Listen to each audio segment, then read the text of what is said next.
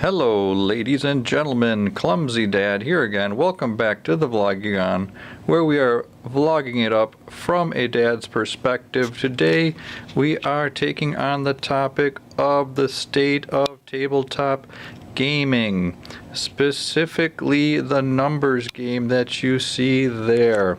It's been on my mind recently, especially following up on the avalanche from Essen, which is spectacular, but we need to have a little talk about it. 1,000 games released from Essen, 84,000 games on the Board Game Geek list. These are gaudy numbers, and sometimes numbers don't tell the whole story, but we are really talking about a breadth of games that is becoming kind of overwhelming when you think about it.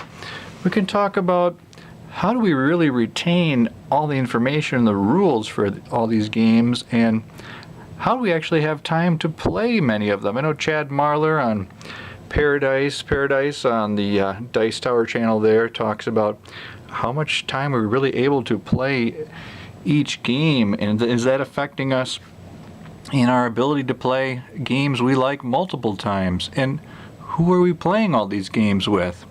You know, for myself, and I think a lot of people, you know, again, I'm just guessing from a dad's perspective, but you know, it's easy to get a two-player game together, but you know, it's harder to get larger groups.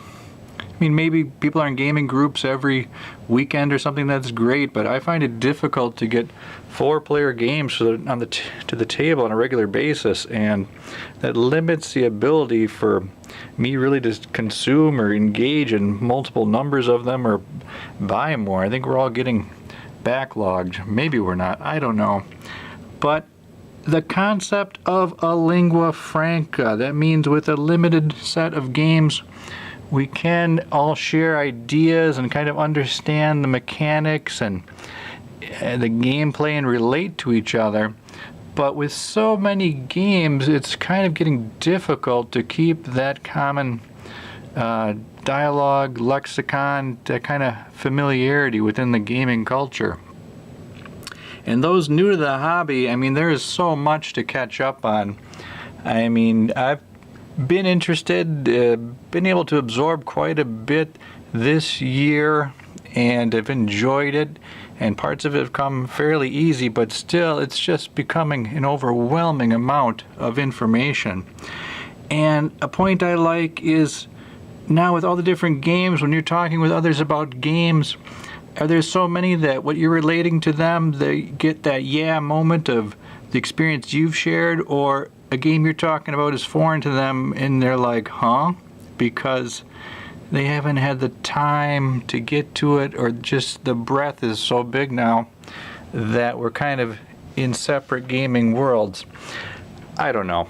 This is all speculation, but I think it's kind of like at a point where just the enormity of the tabletop gaming realm is just so expansive.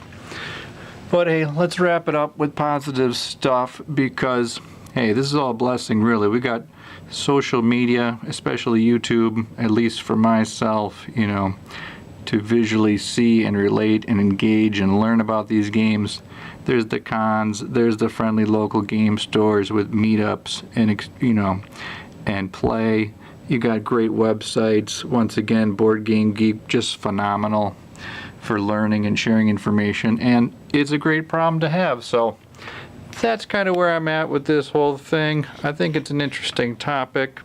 Let me know your thoughts about the state of tabletop gaming numbers, and we'll see you again soon in the Vlogygon.